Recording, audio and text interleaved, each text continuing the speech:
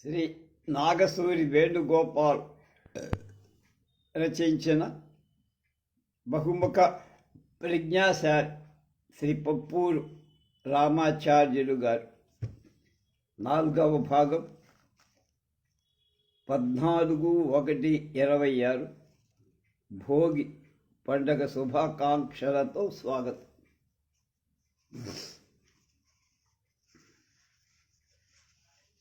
ఆచార్యుల గారి విలక్షణ వ్యక్తిత్వాన్ని గురించి చేస్తున్నారు.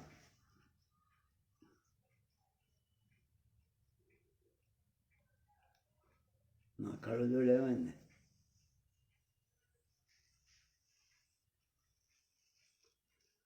ఆంధ్రపత్రిక, కృష్ణాపత్రిక, శ్రీ సాధన ఈ మూడింటిని త్రిఫల రసాయనంగా స్వీకరించి తాము బలవర్ధకమయ్యామని స్వాతంత్ర ఉద్యమం నాటి యువకుడు వాయువులాల గోపాలకృష్ణయ్య పేర్కొనడం విశేషం. అప్పటి జన జీవితంలో పప్పులు రామాచార్యులు చిరంజీవి. అప్పట్లో సర్కారులో కొండా వెంకటప్పయ్య, రాయలసీమలో పప్పులు రామాచార్యులు, తెలంగాణలో మాడపాటి హనుమంతరావు కీలకమని వావిలాల వారే అన్నారు. ఈ సందర్భంలో గుర్తు చేసుకో. అలాగే చెరుకువాడ వెంకట నరసింహం, కౌతవరం, అలాగే కల్లూరి సుబ్బారావు, సొరవరం ప్రతాపరెడ్డి మరొక త్రయంగా కూడా వావిలాల గోపాలకృష్ణయ్యే పేర్కొనడం గమనార్హం. వీరంతా స్వాతంత్రోద్యమ స్ఫూర్తితో జన జీవితంలో మమేకమై సమాజం కోసం కృషి చేసిన వాళ్ళు. ఆనాటి సమాజాన్ని ఉవ్వెత్తున నడిపిన మహనీయుల కోవల్లో పప్పూరు రామాచార్యులు వస్తారు. పప్పూరు రామాచార్యుల జీవితాన్ని విహంగ వీక్షణంగా పరిశీలిస్తే పోరాట స్వభావం, వదలని పట్టుదల, ప్రజలతో మమేకమయ్యే ధోరణి, బహుభాషల పాండిత్యం, అక్షరాలు ఆయుధాలుగా మార్చే కళ కలిగి ఉండడం, ఆకట్టుకునేలా ప్రసంగించడం, ప్రభావం కలిగించేలా రచన చెయ్యడం, చాలా చాలా చాలా లక్షణాలు వారిలో కనపడతాయి. వారు హరికథలు, పురాణాలు చెప్పిన, ప్రసంగాలు, చర్చలు చేసిన, స్వాతంత్రోద్యమ సామాజిక ఉద్యమాలలో పాల్గొన్న, తన లక్ష్యాన్ని విడువల, హాస్య వ్యంగ్య చమత్కారాలు మరవలే. భారతం పురాణం చెప్పేటప్పుడు కర్ణుడి రథం గురించి వివరిస్తూ అప్పటి బ్రిటిష్ ప్రభుత్వం విదేశ స్థితిలో ఉందని చెప్పేవారు. 1940లో వీరు అనంతపురంలో గడియారం శేషశాస్త్రి పద్యరచన శివభారతాన్ని పురాణ పఠనంగా మరిచి ఎంతో ఆకట్టుకున్నారు. వారిచే ఉపన్యాసాలలో కూడా భారతంలోని తిక్కన పద్యాలు తరచూ అలవోకగా చెబుతూ ఆకట్టేవారు. 1946లో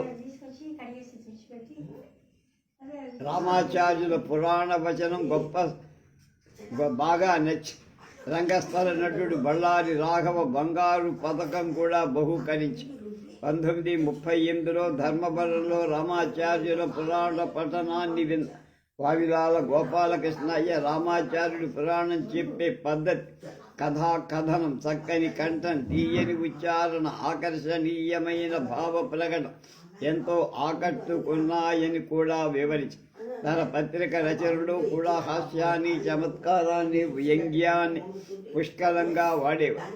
ఓ సందర్భంలో గుత్తి నుంచి ఎన్నికైన రావి వెంకటనాయుడు యోగి, పెనుగొండ నుంచి ఎంపికైన కల్లూరి సుబ్బారావు యోగి, అనంతపురం నుంచి గెలిచిన ఊబిరెడ్డి జోగి అని రామాచార్యుడు చమత్కరించారు. శ్రీ సాధన పత్రికలో కీర్తిశేషులైన పెద్దలు స్వర్గం నుంచి ఉత్తరాలు రాసినట్టు ఒక పత్రికా ప్రక్రియ సృష్టించారు.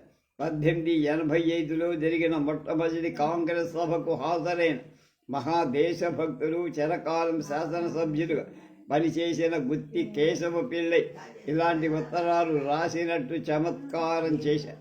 స్వాతంత్రం వచ్చిన తర్వాత కాంగ్రెస్ పార్టీలో గ్రూపు రాజకీయాలు బాగా పెరిగాయి.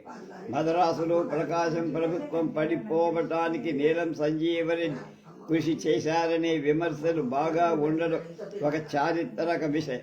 అనంతపురం జిల్లా బోర్డు ఎన్నికల్లో పార్టీ అభ్యర్థుల ఎంపికలు చాలా అవకతవకలు జరిగినట్టు పత్రికా సంపాదకుడే రామాచార్యులకు కరతలా మలక్ వీటి ఆధారంగా రామాచార్యుడు తోలు బొమ్మలాట అనే వ్యంగ్య రచన శ్రీ సాధన పత్రికలో ప్రచురించారు.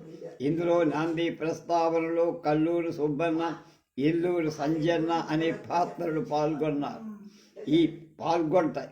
ఈ పాత్రలు రెండు మద్రాసు నుంచి అనేక సార్లు ఆడాం అని మేము నాటక ఆటలు ఎన్నో ఉన్నాయంటూ కల్లూరు సుబ్బన్న, ఇల్లూరు సంజన్న శ్లాఘిస్తూ మాట్లాడతారు. ఇంతలో జూటూరు నాగన్న దీపం పట్టుకొని వస్తా. ఈ నాటకం చివర ఇదంతా చిదంబర రహస్యం అంటూ ముగిస్తా. ఇందులోని పాత్రల పేర్లు గమనిస్తే వ్యంగ్యం ఏ స్థాయిలో ఉంటుందో తెలుసు. 1938 జూలై 11 చక్రవర్తి రాజగోపాలాచారి ఒక అనంతపురం జిల్లాలోనే 4 చోట్ల ప్రసంగించారు. ఈ 4 చోట్లలో రాజాజీ ఆంగ్ల ప్రసంగాలు పప్పూరు వారే అనువదించారు. రాజగోపాచార్యులకు బందర్ నుంచి వెలువడే కృష్ణా పత్రిక, అనంతపురం నుంచి వచ్చే శ్రీ సాధన పత్రిక అన్న ఎంతో గౌరవం. ఈ ప్రాంతాల జనాభిప్రాయం తెలుసుకోవడానికి ఈ పత్రికల రచనల పట్ల వారికి ఎంతో మన్నన ఉండేది. ఆంధ్ర రాష్ట్ర శాసనసభ్యులుగా ఉన్నప్పుడు ఆయన శాసనసభ ప్రసంగాలలో హాస్యం, పదునైన విమర్శ తొణికేసలాడి ధర్మల్ స్టేషన్ మొదట తాడిపత్రిలో ప్రారంభించాలని నిర్ణయించి వివిధ రాజకీయ కారణాల వల్ల నెల్లూరులో జరిగింది. దీన్ని ప్రస్తావిస్తూ ధర్మల్ స్టేషన్ తాడిపత్ర వద్ద పెండలో జారిబడి నెల్లూరు చేరిందని వ్యాఖ్యానిస్తే సభ మొత్తం నవ్వులతో నిండిపోయి కల్లూరి సుబ్బారావు సప్తతి సభ కోసం ఆహ్వానంలో పేరు లేకపోయిన రామాచార్యులు హిందూపురం ఆనాటి సభలో వారు ఇలా ఎంతో సమర్థంగా వ్యంగ్యంగా ప్రసంగారు. 1920 నుంచి నేను కల్లూరి సుబ్బారావు కలిసి పనిచేసి మా ఇద్దరి పేర్లు ద్వంద్వ సమాసంగా జిల్లాలు వ్యవహరించబడ్డాయి. వ్రాతల ద్వారా నేను, ఉపన్యాసాల ద్వారా ఆయన ప్రబోధం చేశాను.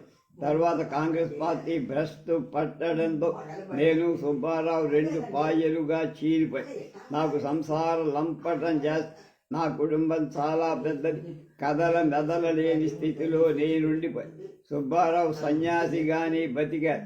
ఆయనకు సంసార లంపటం లేదు. దేశమంతటా తిరిగి అనేక మిత్రులు సంపాదించుకున్నారు. నాకు అకారణ శత్రువులు ఏర్పడి శిష్యులంతా చేసిన ఆయన భీష్మాచార్యులు చేశారు. శరతల్ప గతుణ్ణి చేశారు. సుబ్బారావు భీష్మాచార్యులైతే నేను అశ్వత్థామగా ఉంటున్నా. నాకు శిష్యులు లేరు, నేను శిష్యులకు దొరకాలేదు. ఈ మాటలు గమనిస్తే అనంతపురం రాజకీయాల ధోరణే కాక అప్పటి మొత్తం ఆంధ్ర రాష్ట్ర రాజకీయ నాయకుల తీరు దర్పణం పట్టాయని బోధపడు. రామాచార్య సహేతుకమైన విమర్శతో మిత్రులైన ప్రసిద్ధులైన వారి రచనలు వ్యాఖ్యానించారు. ధర్మవరం రామకృష్ణాచార్యుల వారి రచనలో శృంగారం పాళ్ళు ఎక్కువని ఉదాహరణతో విమర్శించారు. కల్లూరి వెంకట నారాయణరావు అశోక చరిత్ర విమర్శిస్తూ దోషాలు చూపి మరింత సాహిత్యం పాండిత్యం గడించి ఉండాల్సిందని వ్యాఖ్యాని. మరో సందర్భంలో కుర్తాళం గురించి అక్కడ దేవుడు ఈశ్వరుడు కాదు, భక్తులను ఆకర్షించే అతని ప్రియురాలు ఆకాశ గంగ అన్న. రాయలసీమలో తరచు వచ్చే కరువుల గురించి ఆయన చెప్పిన కథ ఒక రకంగా దేవేంద్రుడు మేఘాల సమావేశం ఏర్పాటు చేసి అటువైపు వెళ్ళకండి అని మేఘాలకు ఆజ్ఞ జారీ చేస్తారు. వినికిడి జ్ఞానం సరిగా లేని ఒక మేఘం రాయలసీమ ప్రాంతంగా కొద్దిగా వర్షి. దీన్ని గ్రహించిన దేవేంద్రుడు ఆ మేఘాన్ని పిలిచి సంజాయిషి కోరాడు. ఆ సంజాయిషి వింద ఇంద్రుడు మహానందపడు. ఆ సంజాయిషి ఏమిటో తెలుసా? రాయలసీమ ప్రజలు తమ వద్ద విత్తనాల గింజలు నిల్వ చేసుకున్నారు. నేను కురిపించిన వర్షానికి వాటిని చల్లుకొని వాటిని కూడా నష్టపోయారు అని రామాచార్యుడి చమత్కారాన్ని కథగా చెప్పి ఇలా నవ్వి ఇందులో హాస్యాన్ని మించిన విషాదం కూడా ఉంది. దాచుకున్న గింజలు కూడా నష్టపోవడం ఆ ప్రాంతపు రైతుల నిత్య కృత్యం. ఓ మారు రాజకీయ ప్రచారం కోసం ఓ పల్లెకు వెళ్ళా. అక్కడ కనీసం కాఫీ కూడా లేదు. అప్పుడు ఆసువుగా హాస్యంగా పద్యం చెప్పారట. ఎప్పుడు అడిగిన అప్పుడు కప్పుడు కాఫీలు ఈయగలిగిన వ్యక్తులు చొప్పడిన ఊర నుండ చొప్పడకున్నట్టు యూరు చొరకు సుమతి. కుమారు ఆచార్య ఎన్జి రంగా అనంతపూర్ వెళ్ళారు. ఆయన ఉపన్యసించే సభకు రామాచార్యుడే అధ్యక్షుడు. ఒకే పూలదండ తెచ్చిన కార్యకర్త తర్జన భర్జన పడుతుండగా అది గ్రహించి పూలదండ రంగా గారికి వేయందని వేయించి పిమ్మట ఇలా అన్నారు. లోకల్లో పూల రంగడని వ్యవహారం ఉంది కానీ పూల రాముడనే వ్యవహారం లేదు కనుక పూలదండ రంగా గారికి. మరో సందర్భంలో బ్లాక్ మార్కెట్ కూడా భగవంతుడిలా సర్వవ్యాప్తి. అంతేకాదు విష్ణువు నలుపు వలె బ్లాక్ మార్కెట్ నల్లటి మహావిస్తృతిగా అదే రీతిలో వ్యాఖ్యానం.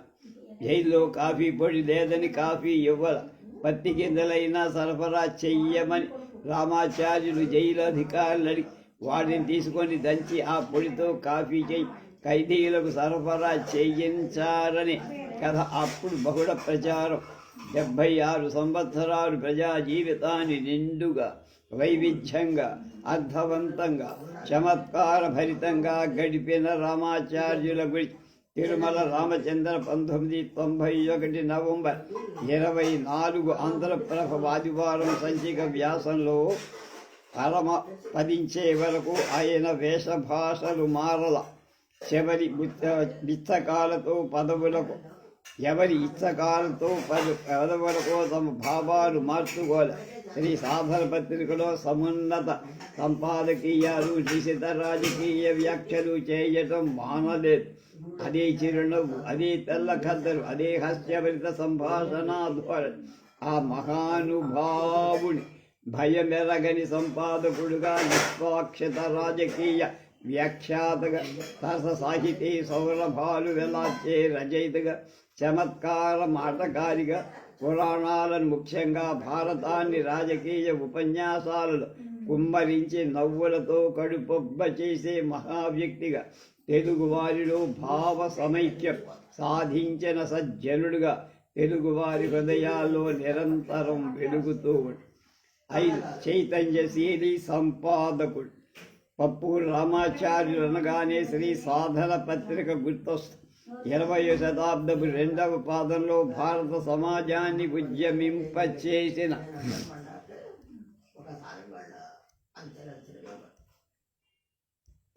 శోధక వ్యక్తుల శక్తుల తిరుతెన్నులను పప్పూరు రామాచార్యులు స్వాతంత్ర యోధుడుగా, రచయితగా, పత్రికా సంపాదకుడా, కళాకారుడుగా చూడ.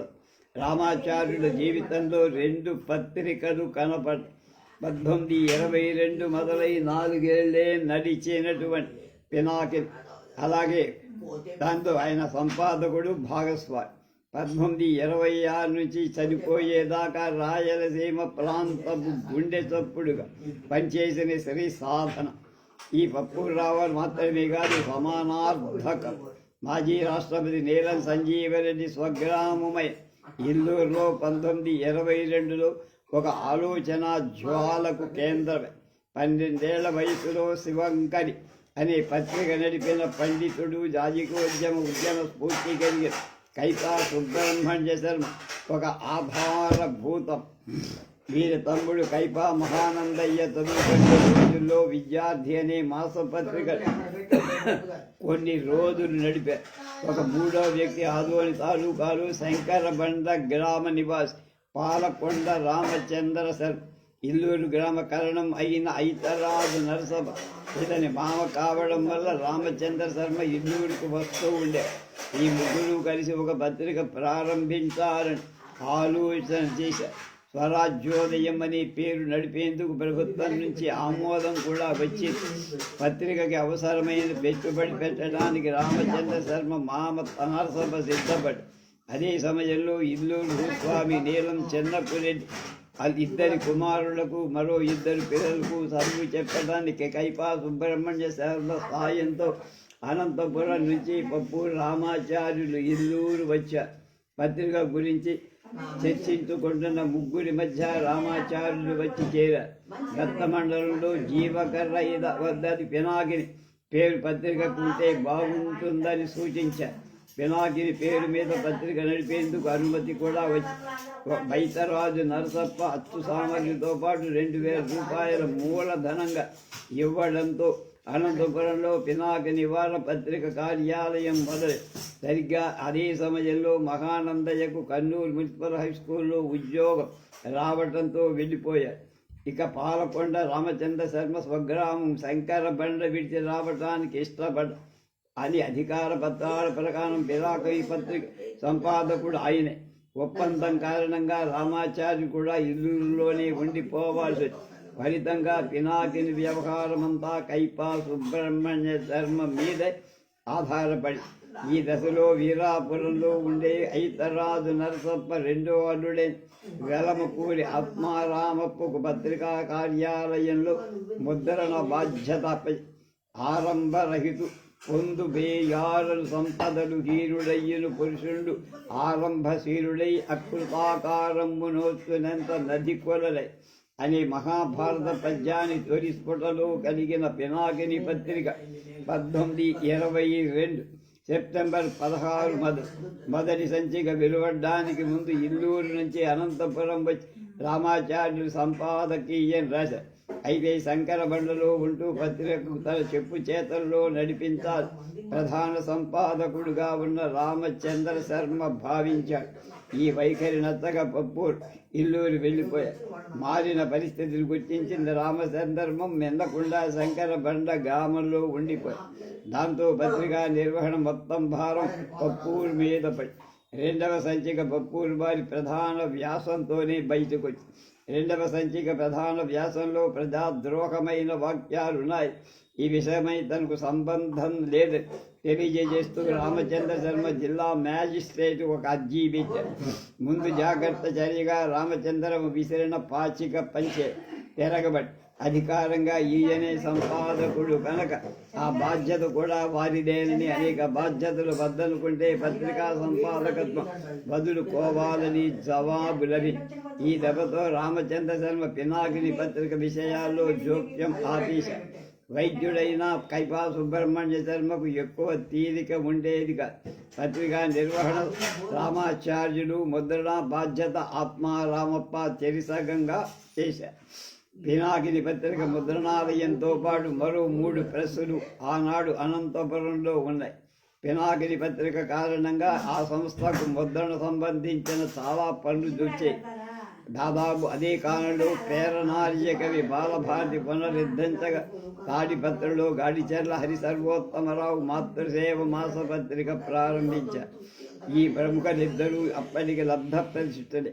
అయినా కొంతకాలానికి బాలభారతి మూతపడగా మాతృసేవ పత్రిక నంద్యాలకు వెళ్ళిపోయి అయినప్పటికీ ఆటుపోట్లను తీసుకుంటూ పినాకిని నడిచింది.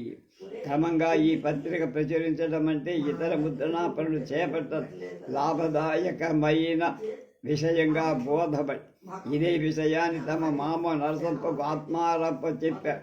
పినాకిని పత్రిక నిర్వహణ కోసం పెట్టిన 3,000 రూపాయలు తమకు ఎవరైనా ఇస్తే వారికి పత్రిక కప్పచెబుతానని నరసప్ప ప్రతిపాదించి అయితే ఆ డబ్బులు కట్టడానికి రామాచార్యులకు ఒకే ఒక్క బైక్ టైం ఇచ్చారు. రోజు అంత ధనాన్ని రాత్రికి రాత్రి పప్పూరు కూడదీయలేకపోయారు. ఫలితంగా పినాకిని పత్రిక మొత్తం ఆత్మారామప్ప చేతిలోకి పప్పూరు రామాచార్యులు పినాకినితో ముడి తెగిపోయింది. నిర్వహణాపహరంగా నష్టాలు వస్తున్న కారణంగా పత్రికను మూసేస్తున్నామని అదే చివరి సంచికని ఆ వారమే ఆత్మారామప్ప చెప్పారు. 1922 సెప్టెంబర్ 16, 26 మార్చి దాకా పినాకిని పత్రిక నడిచింది 4 ఏళ్ళు. తర్వాత కాలంలో శ్రీ సాధన పత్రికలో రామాచార్యులు రాసిన వివరాలే తప్ప ఆ పత్రిక సంచికలు ఇప్పుడు అందుబాటులో లేదు. పినాకిని పత్రిక దూరమైన పప్పూరు రామాచార్యు మిత్రుడైన కర్ణమడతల రామకృష్ణామాచార్యులతో కలిసి మరో కొత్త పత్రిక స్థాపించాలే ప్రయత్నం చేసి హిందూపురం, పెనుగొండ పరిసర ప్రాంతాలకు వెళ్ళి ఆర్థిక సాయం ప్రశంసే స్వరాజ్యపతి నాటికి కారపాటి రామేశ్వరరావు పినాకిని నిర్వహణతో పాటు రాజీ చెయ్యలే ప్రయత్నం కూడా చేశారు. అయితే ఆత్మారామప్ప అంగీకరించకపోతే పినాకిని నిర్వహిస్తామని ప్రారంభించారు. ఈ హస్తంలో పప్పూరు రామాచార్యులు కొత్త పత్రిక ఏర్పాటు ప్రయత్నాన్ని వదిలేశారు. కానీ పినాకిని 4 మాసాలకు మించి నడవల. చివరికి 1926 మార్చి నెలతో ఆగిపోయి ఆ సందర్భంగా ఒక సంఘటన గురించి చెప్పారు. పినాకిని పత్రిక నిర్వహణ సమయంలో తన వ్యాసాల కారణం పప్పూరు రామాచార్యులు కొందరికి శత్రువయ్యారు. తన ఉద్దేశం పూర్వకం కాదని, పత్రికా వృత్తిలో అంతర్భాగమని గుర్తించాలని వేడుకుంటూ ఒక ప్రకటన చేశారు. అది అయితే ఆత్మారామప్ప దీన్ని ప్రచురించకుండా తిరస్కరి. శ్రీ సాధన పత్రిక ప్రారంభ సంచికలో పప్పూరు పినాకిని పూర్వాపరాలు ఇలా రాశారు. ముద్రణాలయం విడిపోతున్నందున విచారం లేదు, కానీ పత్రిక అకాల మరణం చెందుతుందని మాత్రం దుఃఖిస్తా. 3 సంవత్సరాలు దాన్ని పెంచాను. నేనే దానికి నామకరణం కూడా చేశా. కష్టించా.